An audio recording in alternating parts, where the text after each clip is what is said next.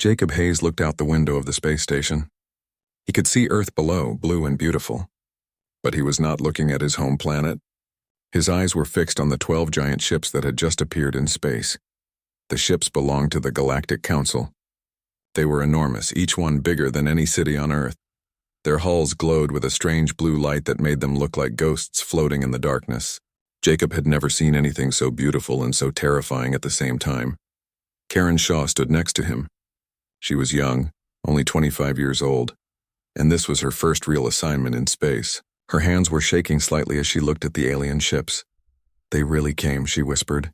"Yes, they did," Jacob said quietly. "Just like we knew they would." 3 days ago, the Council had sent their message. It was simple and direct. An alien called Velthar had appeared on every screen on Earth. He looked almost human, but his skin was strange. Silver patterns moved under it like living things. His voice was beautiful, like music, but his words were cold. The message was clear. Humanity must join the Galactic Council. They must give up their weapons. They must accept Council rule. They must become part of the collective. The Council gave Earth 72 hours to agree. Earth's leaders had tried to negotiate. They asked for more time. They suggested talks. They proposed a slower process of integration. The Council's answer was even simpler than their first message: surrender or be destroyed. Now only 6 hours remained. The Council fleet had positioned itself around Earth. Jacob knew what would come next. The Council would destroy all satellites.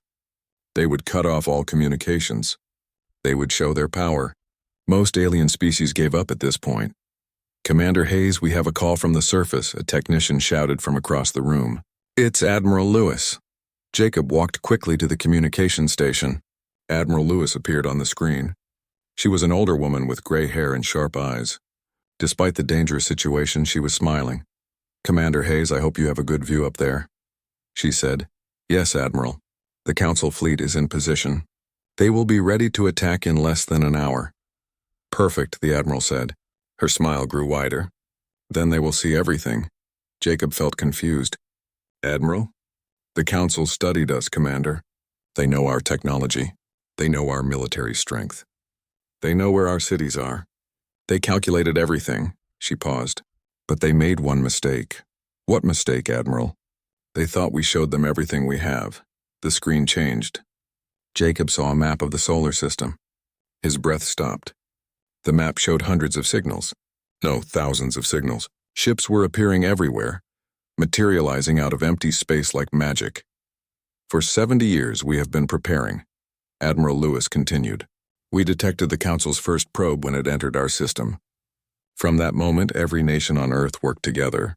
Every resource, every scientist, every factory focused on one goal. We needed to be ready when the Council came." Jacob stared at the map. Earth's fleet was appearing from everywhere. Ships had been hiding in the asteroid belt. They had been on the dark side of the moon. They had been inside the ice of Europa. They had been in the rings of Saturn. All of them were now moving toward Earth. "How many ships do we have?" Jacob asked. 12,417, the Admiral replied. "Every nation built them together. America, China, Russia, Europe, Africa, South America, Australia. Everyone contributed. If we have to fight, we fight as one planet." Alarms started ringing on the space station. The Council fleet was moving. They had detected Earth's ships. "Admiral, what should I do?" Admiral Lewis's face became serious. "We do not want war, Commander. But we will not surrender either. Send this message to the Council flagship." Jacob watched as the Admiral recorded a new message. It was short and clear. "To the Galactic Council. We thank you for your invitation, but we must decline. Humanity will make its own choices. We will follow our own path through the stars. If you want to talk as equals, we welcome you. If you want to conquer us, you will find we are harder to defeat than you think. The choice is yours." When the message ended, Jacob looked back out the window. The Council's 12 ships hung in space, ancient and powerful. They had never lost a battle. But now they were surrounded by thousands of human warships. Every ship had its weapons ready. Every crew was prepared. Jacob thought about what this meant. For 3,000 years, the Council had ruled the galaxy. They made all the rules. They decided who could join and who could not. Every species either joined willingly or was forced to join. None had ever refused until now. Karen moved closer to Jacob. "Do you think they will attack?" she asked. I do not know, Jacob admitted. They came here expecting us to surrender. They did not expect this. On the Council flagship, Velthar was probably talking to his commanders. They were probably looking at their sensors, counting the human ships, calculating the odds. For the first time in 3,000 years, the Council faced an opponent who might actually be able to fight back. Minutes passed like hours. The two fleets faced each other in silence. Neither side moved. Neither side fired. The tension was so thick Jacob felt he could touch it. Then slowly the Council ships began to adjust their positions. They were not attacking. They were not retreating. They were waiting. Jacob understood. The Council was not sure what to do. They had never been in this situation before. Every species they had met was either too weak to fight or too scared to try. Humanity was different. Humanity had prepared. Humanity had built a fleet that could match the Council's power, and humanity had done it all in secret, hiding their true strength until the perfect moment. They are scared, Karen said suddenly. The Council is actually scared of us. Jacob nodded slowly. She was right. The Council had come to Earth expecting an easy victory. They had expected humanity to look at their 12 mighty ships and immediately surrender. Instead, they found themselves surrounded and outnumbered. The communication system crackled. Velthar's face appeared on the screen again. This time his silver patterns were moving faster. His voice was still musical, but there was something new in it. Uncertainty. This is unprecedented, he began. In 3,000 years, no species has had the power to challenge us. Your fleet is impressive, humanity, but you are new to space. There are dangers you do not understand. Without our guidance, you will be vulnerable. Jacob listened carefully. Velthar was not demanding surrender anymore. He was trying to negotiate. That meant the Council was not certain they could win a fight against Earth. Everything had changed in just a few minutes. Humanity had revealed its hidden strength. The Council had been forced to reconsider, and now, instead of preparing for conquest, both sides were preparing for something else. Dialogue. Jacob looked at Karen and saw hope in her eyes. Maybe, just maybe, this would not end in war. Maybe humanity could find another way, a way that did not involve surrender or destruction, a way that let Earth stand as an equal among the stars. The Council took 37 minutes to respond to Admiral Lewis's message. When Velthar appeared on the screens again, he looked calm, but his silver patterns were moving quickly under his skin. Jacob had learned that this meant the alien was nervous or confused. This has never happened before, Velthar said. His musical voice filled every speaker on the space station. In 3,000 years, no species has been able to challenge the Council's authority. Your fleet is impressive, humanity, but you are still new to the galaxy. There are structures and rules that keep order across 1,000 worlds. Without our guidance, you will be in danger. There are others in space who do not share our peaceful ways. Karen leaned close to Jacob. Is he actually trying to negotiate with us? It sounds like it, Jacob replied. He knew that people only negotiated when they were not sure they could win. Down on Earth, deep under the mountains of Colorado, Admiral Lewis sat in the command center. She was not alone. The leaders of every major nation on Earth were with her. President Claire Morrison from the United States, Premier Li Wei from China, Chancellor Klaus Hoffmann from Europe, leaders from Africa, South America, Asia, and Australia. They were all watching the Council fleet on the big screens. He is buying time, Premier Li said. He pointed at the holographic display showing the Council ships. Look at their positions. They are moving, but slowly. They are thinking about what to do next. They have never fought an equal opponent, Admiral Lewis said. Every species they met was either weaker than them or chose to surrender without fighting. They do not know what to do now. President Morrison leaned forward. What do we know about how they fight? A young officer named Lisa Grant pulled up files on her computer. We have been watching them for 70 years. The Council uses their superior technology and size to intimidate other species. They show their power, prove they are stronger, and most species give up. The few species that did not surrender were small colonies with less than 1 million people. The Council destroyed their military in hours, but they have never fought a coordinated defense by a species with similar technology, Admiral Lewis added. We have spent decades studying their systems. We developed weapons to counter theirs. We prepared for exactly this situation. Chancellor Hoffmann adjusted his glasses. The question is, do we want to fight them? Even if we can win, many people will die. We do not want to fight, President Morrison said firmly. But we will if we must. The principle is simple. Humanity will not be slaves. We will cooperate. We will trade. We will even be allies. But we will not bow to anyone who demands we give up our freedom. Back on the space station, Jacob watched the standoff continue. The Council fleet stayed in position. They did not advance. They did not retreat. The human fleet surrounded them, weapons ready but not firing. Across the solar system, millions of people watched and waited. Then something unexpected happened. A new signal appeared on the tactical display. A ship was coming out of a jump point at the edge of the solar system. The ship was huge, twice as big as the Council's largest ships. Its design was different from anything the Council had. "What is that?" Karen asked. Her fingers moved quickly across her controls. "It is not broadcasting any identification signal." The communication system made a crackling sound. A new voice came through. It was deep and harsh, like metal grinding against metal. "This is War Leader Krex of the Talvon Sovereignty. We have been watching this system for some time. We were waiting for the Council to weaken your defenses. It seems they have done half our work for us." Jacob felt his blood turn cold. He had read classified reports about the Talvon. They were one of the few species that had refused to join the Council and survived. They did it by being more aggressive and violent than the Council was peaceful. They were raiders and conquerors. They took what they wanted by force. The Talvon ship began moving toward Earth. Everything changed in an instant. Velthar appeared on the screen again. For the first time, his calm manner broke. "War Leader Krex, you are violating the treaty. This system is under Council jurisdiction." "Is it?" Krex's laugh sounded like breaking machinery.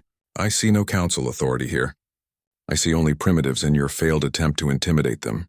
If you will not claim this world, then it is free for anyone to take." The situation was falling apart rapidly. The Talvon ship was approaching Earth with its weapons charging. The Council fleet was moving to intercept, but they were not in the right position. Earth's fleet had been designed to fight the Council, not to handle a two-front battle. Admiral Lewis's voice cut through the confusion. "All Earth forces, this is command. You are authorized to fire on the Talvon vessel. Form defensive formation Delta 7. Council fleet, this is Admiral Lewis. I am sending you tactical data on the Talvon ship's approach. I suggest we stop fighting each other and deal with the immediate threat together." There was a pause. Then Velthar spoke again. His voice was steady once more. "We agree, Admiral. We are sending you our tactical data as well. It appears we have a common enemy." Jacob gripped the railing as the first shots were fired, but they were not fired between humanity and the Council. Both of them were firing at the Talvon. Bright beams of energy cut through the darkness of space. Humanity's first real space battle had begun, but not in the way anyone had expected. The Talvon ship was called the Ravager's Fist. It moved through space incredibly fast for something so large. Its hull was covered with scars from old battles. Weapons covered every surface like the spines on a dangerous animal. "All ships engage with pattern Omega-3, Admiral Lewis commanded. Around the world, people watched as humanity's fleet moved with perfect coordination. They had practiced this countless times in simulations. Now they were doing it for real. Captain Danny Foster commanded one of Earth's heavy cruisers called the Defender. His crew of 847 people came from 23 different countries. They worked together smoothly, their training taking over as theory became reality. "We have locked onto their forward shield generator," reported his weapons officer. "Paul Martinez, the Council ships are moving to flank positions," added Nina Volkov, his tactical officer. "They are faster than we projected." Danny watched the holographic display. The Council's ships were moving with impressive speed. Their formations flowed like water around the Talvon vessel. Centuries of experience showed in every movement. "Hold fire until they are in range," Danny ordered. "Let's see what the Council can do." The answer came in brilliant cascades of blue energy. The Council ships fired together, perfectly synchronized. Their weapons were far more advanced than anything Earth had built. The Talvon ship's shields flared as they absorbed the impact. The bombardment continued without stopping. "Their shields are at 73%, Nina reported. "Council weapons are effective but not devastating." "Our turn," Danny said. "All batteries fire." The Defender's railguns fired, accelerating tungsten-tipped projectiles to nearly the speed of light. It was primitive technology compared to the Council's energy weapons, but humanity had learned that sometimes old methods were best. Kinetic energy did not care about shield harmonics or energy dampening. Mass times velocity equaled destruction. The Talvon ship shook as Earth's fleet opened fire. Hundreds of ships fired thousands of railgun rounds. All of them converged on the Ravager's fist. The shields held during the first barrage. They weakened during the second. They collapsed completely during the third. Target their weapon arrays, Admiral Lewis commanded across all channels. Let's see how dangerous they are without their claws. War Leader Krex's voice roared across all frequencies. Impossible. These primitives should not have such weapons. Council, is this your doing? Did you arm these creatures? Velthar responded, and there was clear satisfaction in his musical voice. The humans developed their technology independently. Surprising, is it not? The battle continued with brutal intensity. The Talvon ship had lost its shields but was far from defeated. It launched fighters, small fast craft that swarmed toward both the human and Council fleets. Its main guns began firing massive plasma bolts that could destroy a destroyer with a single hit. The battle raged for 6 hours. The Ravager's fist, battered by the combined assault of human and Council forces, finally began to retreat. War Leader Krex's final message was a promise of revenge. But his ship was damaged and trailing atmosphere and debris as it burned toward the edge of the system. When the Talvon vessel jumped away to safety, and strange silence fell over the battlefield. Both the human and Council fleets held their positions. Their weapons were still hot. Neither side was sure what came next. Admiral Lewis broke the silence. Ambassador Velthar, humanity thanks you for your assistance. And we thank you for yours, Admiral, the ambassador replied. It appears we have much to discuss. We do, Admiral Lewis agreed. But perhaps we should discuss it as allies rather than as conquerors and conquered. There was a long pause. Then the ambassador responded. Perhaps we should. Your species is full of surprises, Admiral Lewis. The Council will need time to reconsider our approach to humanity. As the Council fleet began withdrawing to a neutral position, Jacob looked at the debris floating in orbit around Earth. Humanity's first space battle was over. They had survived, but the cost was visible in... 3 weeks after the battle over Earth, Admiral Lewis stood in a place she never thought she would see. The crystalline spires of Vex Prime reflected light from stars that had died long ago. The patterns of color were so bright and strange that they hurt human eyes to look at directly. She was not alone. President Morrison stood beside her, along with a group of Earth's best diplomats and military advisors. They were in the Council's central chamber, the heart of galactic government. The chamber was impossibly vast. Its ceiling disappeared into a glowing fog that might have been clouds or might have been something else entirely. Around the circular floor, representatives from 847 different species watched the humans. Their expressions ranged from curious to hostile to something that looked like fear. They are staring at us like we are animals in a zoo, whispered Lisa Grant. She had been promoted to captain and now stood behind Admiral Lewis. Let them stare. Lewis replied quietly. Every single one of them is trying to figure out what humanity means for their future. Ambassador Velthar stood at the center of the chamber. His silver patterns were swirling rapidly, which the humans had learned meant he was agitated. Honored Council members, we face something unprecedented. The species called humanity has refused to integrate into the Council. They have shown both the ability and the willingness to resist our authority. The question we must answer is simple. How do we respond? A being that looked like floating crystal shards spoke next. Its voice came from vibrating its pieces together. The answer is obvious. We must enforce compliance. We have done this for 3,000 years. If we make an exception for one species, we invite chaos. Chaos is already here, another voice called out. This one came from a creature that looked like a giant mantis, standing nearly 3 meters tall. The Talvon attacked a system under our protection.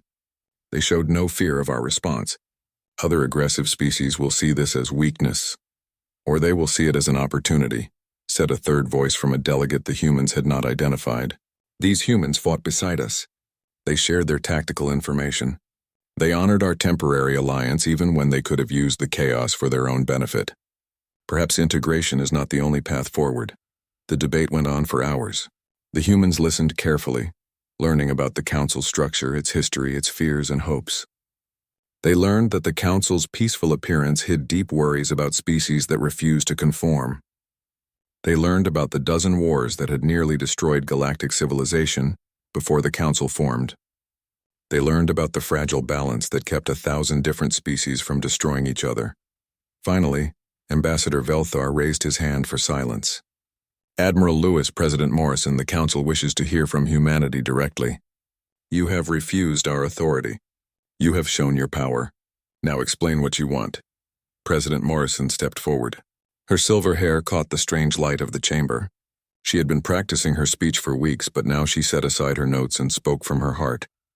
We want what every thinking being wants, the freedom to make our own choices, the opportunity to grow and learn, the chance to raise our children in a universe where they can dream about tomorrow without fear. We do not want to conquer anyone. We do not want to dominate anyone, but we will not be conquered or dominated either. Beautiful words, the Crystal Shard delegate said. Its tone was skeptical. But the galaxy is not moved by poetry. It is governed by power and force. Then let us talk about power, Admiral Lewis said, stepping beside the president. Earth has 12,000 warships. We can build more. Our technology is different from yours. That means you cannot easily counter our tactics. But more importantly, we do not want to use those ships. War is wasteful. War is stupid. War is what species do when they run out of smarter options. You speak of peace, yet you prepared for war, the mantis-like delegate observed. We prepared for war so we could choose peace, Lewis replied. There is a difference between being harmless and being peaceful. Harmless means you cannot fight. Peaceful means you choose not to. We choose peace. But we are not harmless. Ambassador Velthar's silver pattern slowed, becoming almost hypnotic. What do you propose then? How does humanity fit into a council-governed galaxy if you will not accept council authority? An alliance, President Morrison said. Not integration, but cooperation. We will share technology. We will coordinate on defense. We will trade. We will engage in cultural exchange. But we remain independent. We govern ourselves, and we expect you to respect that. The chamber erupted into loud debate. Some delegates were outraged at the idea. Others were intrigued. A few seemed almost relieved, as if humanity had said something they had been thinking for centuries, but had been afraid to voice. After more hours of discussion, Ambassador Velthar called for a vote. The humans watched as representatives of 847 species made their choice. Each activated a crystal that glowed either blue for acceptance or red for rejection. The final count was close. 423 blue, 424 red. The chamber fell silent. A single vote had determined humanity's fate. It appeared Earth would remain outside the council's structure. Then Ambassador Velthar did something the humans had never seen a council member do. He smiled. According to the charter of the Galactic Council, decisions must be unanimous among founding species on matters of fundamental importance. The vote to enforce integration has failed. However, by a separate provision, alliances with non-member species require only a simple majority among all members. I call for a second vote. Should humanity be offered alliance status? This time the vote was different.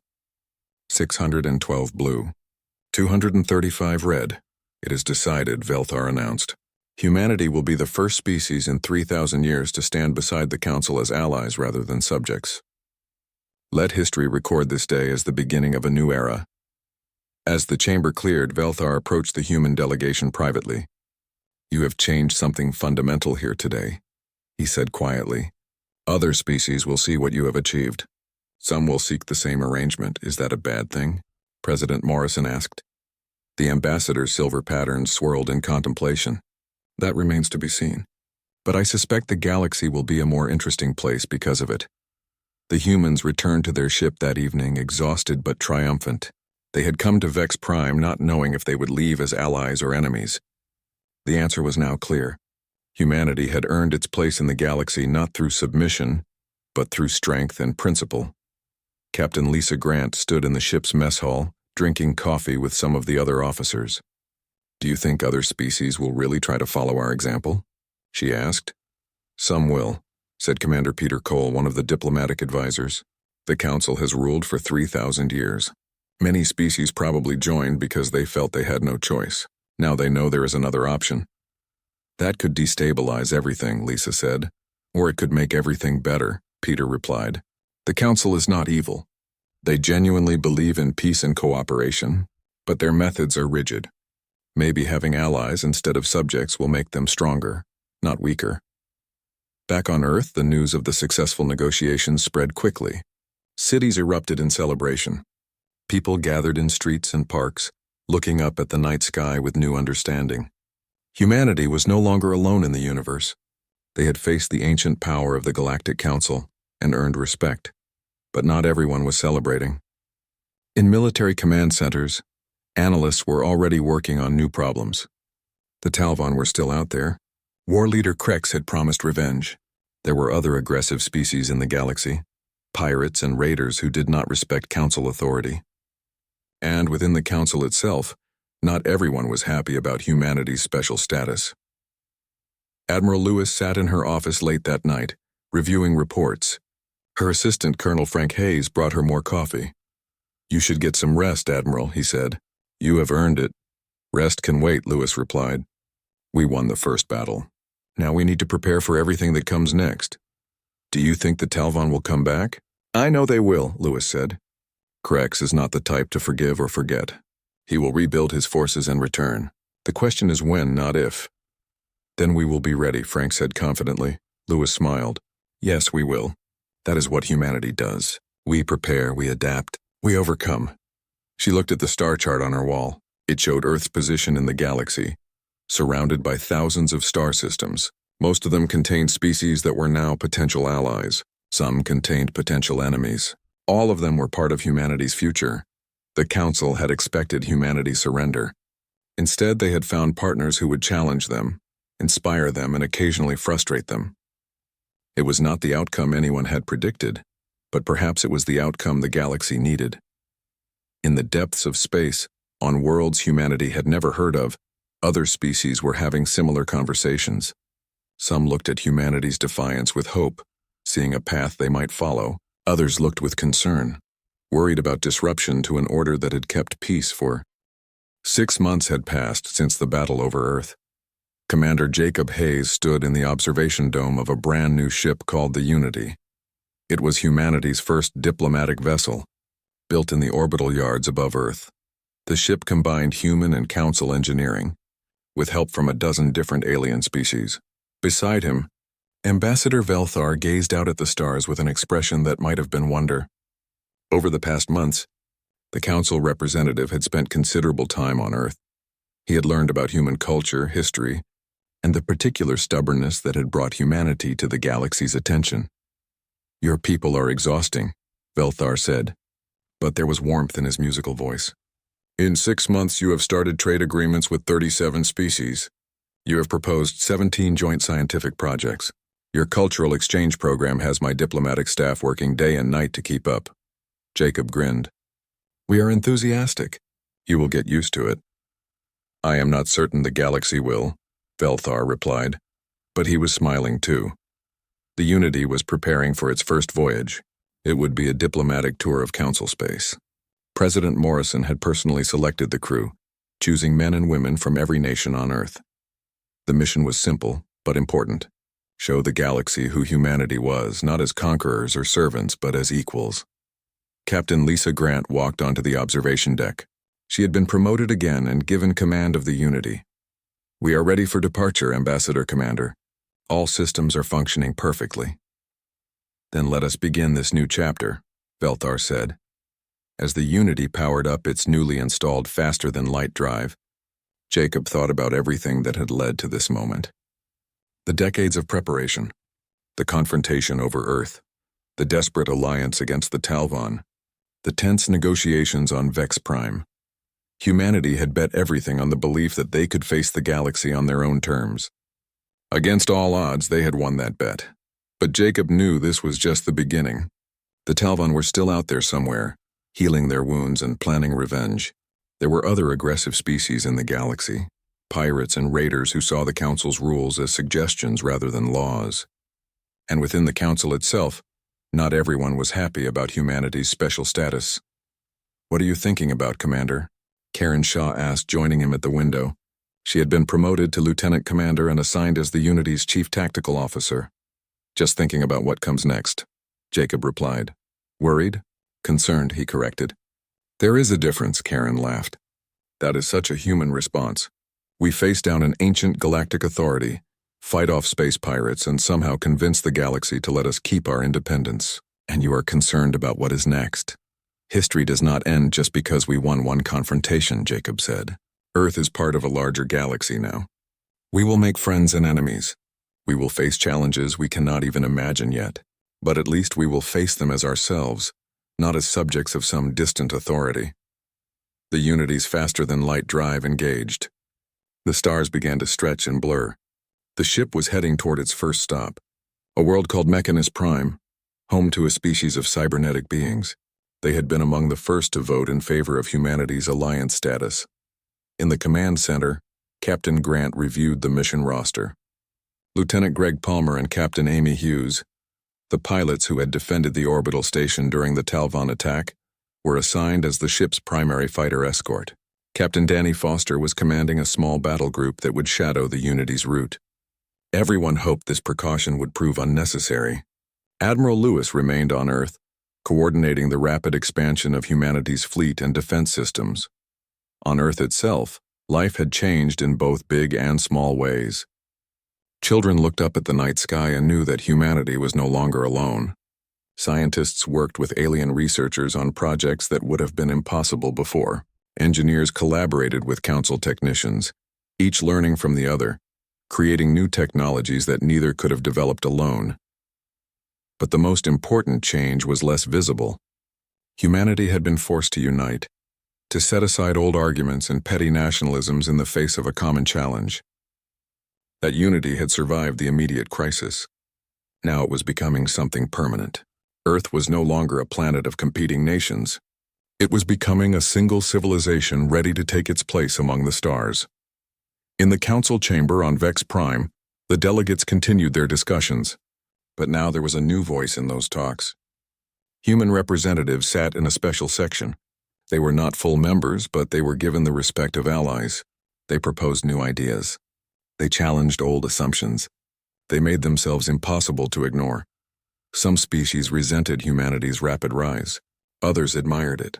A few sought to copy it, asking the council to renegotiate their own relationships. They wanted the same independence that humanity had claimed. The galaxy was changing, and Earth was the reason why. On a Talvon fortress world far from Earth, war leader Krex sat in his command chamber. He was watching reports of humanity's diplomatic successes. His fury grew with each report.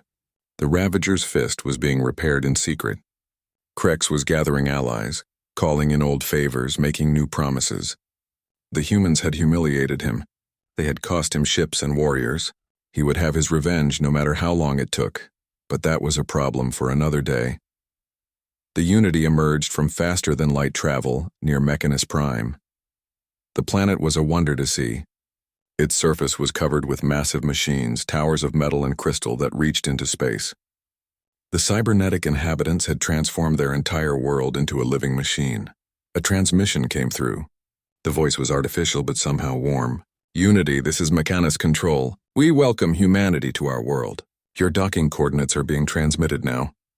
Captain Grant smiled. Mechanus Control, this is Captain Grant of the Unity. We are honored to be here. Following your coordinates now. As the ship approached the planet, Jacob stood at the observation window with Velthar. The ambassador seemed thoughtful. What are you thinking about? Jacob asked. I am thinking about change, Velthar replied. The Council has existed for 3,000 years. Our methods have remained largely unchanged for most of that time. We believed we had found the perfect system, integration, unity, one purpose for all. But, Jacob prompted, but perhaps we were wrong, Velthar admitted. Or perhaps we were not wrong, but we were incomplete. Your species has shown us that there is more than one way to achieve peace and cooperation. Alliance instead of integration. Partnership instead of dominance. Does that worry you? Jacob asked. Velthar's silver patterns swirled slowly. It excites me, he said. For the first time in centuries, I do not know what the future holds. That uncertainty is frightening, but it is also exhilarating. The Unity docked at one of Mechanus Prime's orbital platforms. Over the next days, the human delegation would meet with the cybernetic leaders. They would discuss trade, technology exchange, and mutual defense. They would begin building the relationships that would define humanity's place in the galaxy. Meanwhile, back on Earth, construction continued at a furious pace. New ships were being built in orbital yards. New technologies were being developed in laboratories. New alliances were being forged through diplomacy. Humanity was not content to simply maintain what they had achieved. They were always looking forward, always preparing for the next challenge. Admiral Lewis stood in the war room studying intelligence reports. Colonel Frank Hayes stood beside her. "We are detecting increased Talvon activity in the outer sectors," he reported. "Nothing concrete yet, but the patterns suggest they are rebuilding." "Expected," Lewis said calmly. "What about the other aggressive species?" "Mixed signals. Some seem to be keeping their distance, possibly intimidated by our show of force. Others are watching closely, trying to assess whether we are a threat or an opportunity." Lewis nodded. "Continue monitoring.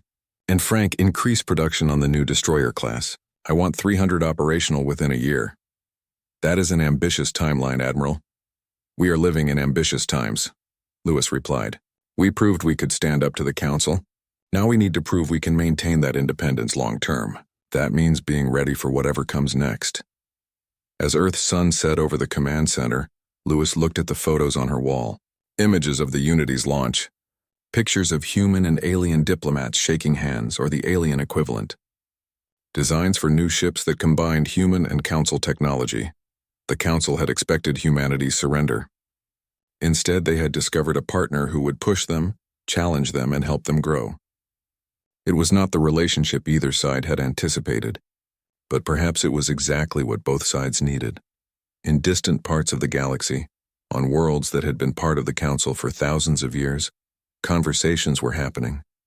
Quiet discussions about independence, careful questions about alliance status. Humanity had opened a door, and others were beginning to wonder what lay on the other side. The Unity completed its mission at Mechanus Prime successfully. The cybernetic beings and humanity found much in common. Both were practical, innovative, and focused on improvement. Trade agreements were signed. Technology exchanges were planned. 1 year had passed since the Council fleet first appeared over Earth. The anniversary was celebrated across the planet and throughout the growing network of human settlements in the solar system. Children watched documentaries about the standoff. Adults raised glasses in toast to those who had defended Earth. And in orbit, the defense fleet conducted exercises, a reminder that peace required constant vigilance. Commander Jacob Hayes no longer served on the old orbital station.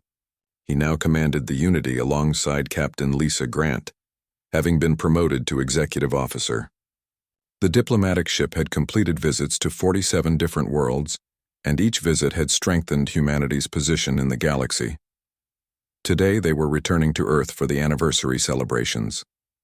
As the Unity dropped out of faster-than-light travel, Jacob stood on the command deck and looked at his home planet. It seemed more beautiful every time he saw it. "Home sweet home," Karen Shaw said beside him. She had become his closest friend during their travels through Council space. "It never gets old," Jacob agreed. Ambassador Velthar joined them at the viewport. The alien diplomat had become a permanent fixture on the Unity. He served as humanity's guide to galactic politics and had become a genuine friend to many of the crew. "Earth has changed since I first came here," Velthar observed. "The orbital infrastructure has tripled. The number of ships has quadrupled. Your people build faster than any species I have ever encountered. We learned from the best," Lisa Grant said, entering the command deck. "Council engineering combined with human determination makes for rapid progress." As the Unity approached Earth, they passed dozens of new orbital facilities. Construction yards where ships were being built. Research stations where human and alien scientists worked together. Trade hubs where goods from 100 worlds were exchanged. In just 1 year, Earth had transformed from an isolated world to a major hub of galactic commerce and culture. Admiral Lewis was waiting for them at the main orbital platform. She looked the same as always, sharp and alert despite being in her 60s. Behind her stood an honor guard from every branch of Earth's military services. "Welcome home, Unity," the Admiral transmitted. "You have done excellent work out there." "Thank you, Admiral," Captain Grant replied. "Permission to dock?" "Granted. And after you dock, I need to speak with you and Commander Hayes privately. We have a situation developing." Jacob and Lisa exchanged glances. A situation was never good news. After the Unity docked and the crew disembarked for shore leave, Jacob and Lisa met with Admiral Lewis in a secure conference room. Velthar joined them, his presence now accepted at even the most sensitive meetings. "What is the situation, Admiral?" Lisa asked. Lewis activated a holographic display. It showed a region of space far from Earth, near the border of Council territory. 3 days ago, a Council colony was attacked. The attackers were Talvon raiders led by war leader Krex himself. The colony's defenses were overwhelmed. 15,000 civilians were killed. Jacob felt his stomach tighten. Krex kept his promise. He did, Lewis confirmed. But there is more. After the attack, Krex sent a message. Not to the Council, but to Earth. He is challenging us to meet him in battle. He says humanity's interference cost him honor and respect. He wants revenge. It is a trap, Velthar said immediately. Krex is trying to draw Earth into a conflict far from your support infrastructure. He has been gathering allies. Our intelligence suggests he commands at least 50 ships now, possibly more. Can the Council handle this themselves? Lisa asked. We could, Velthar admitted. But it would take time to assemble a fleet and move them into position.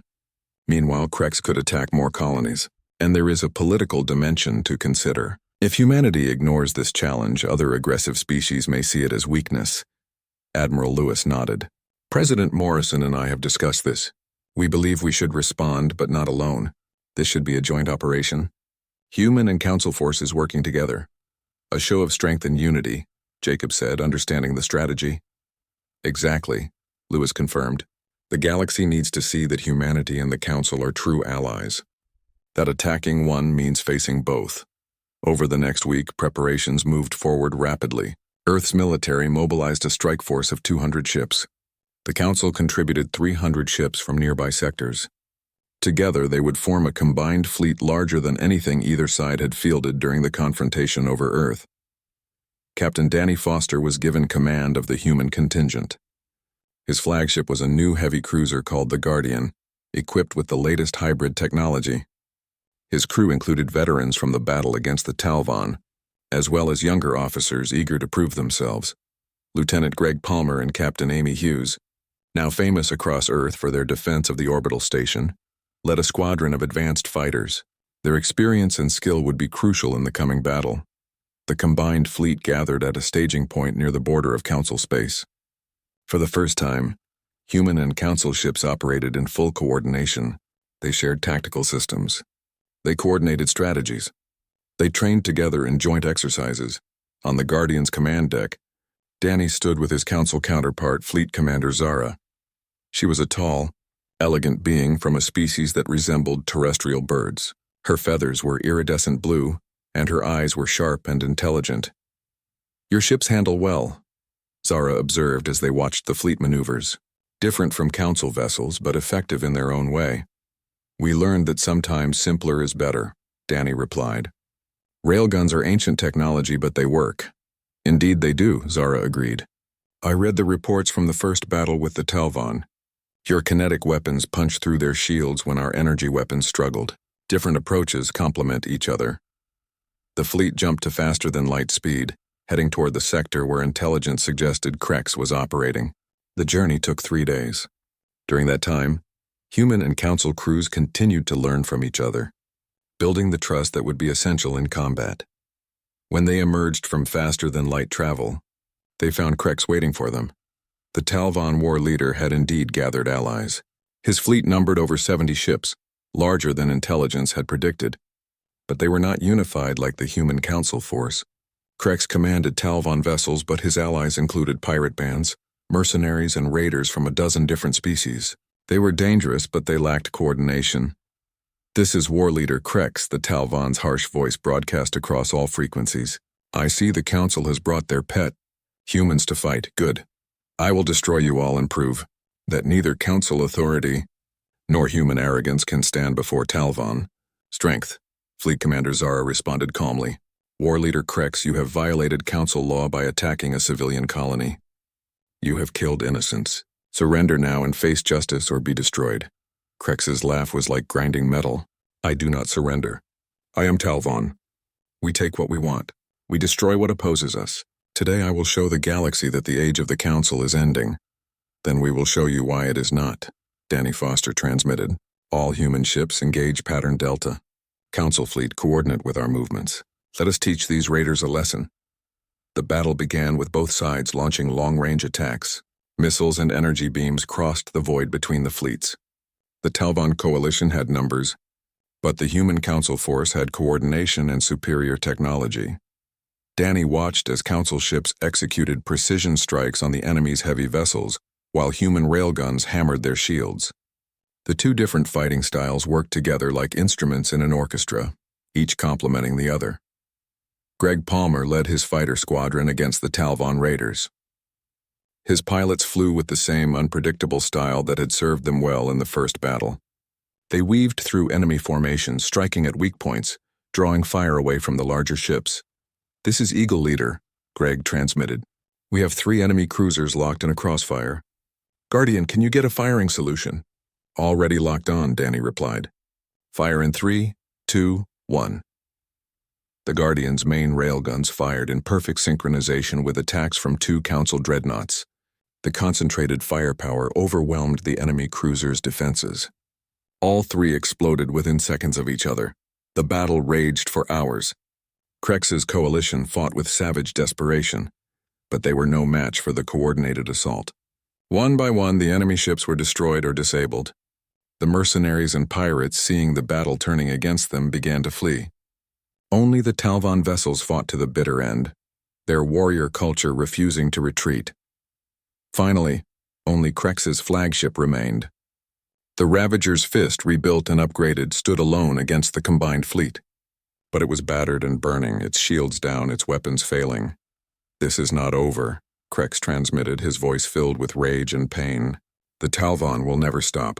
We will never surrender. Then you will die," Fleet Commander Zara replied sadly. "But it does not have to be this way. Stand down. Accept justice. Let this cycle of violence end." For a moment, silence hung over the battlefield. Then Krex spoke one last time, his voice quieter but no less fierce. "Remember this, Council.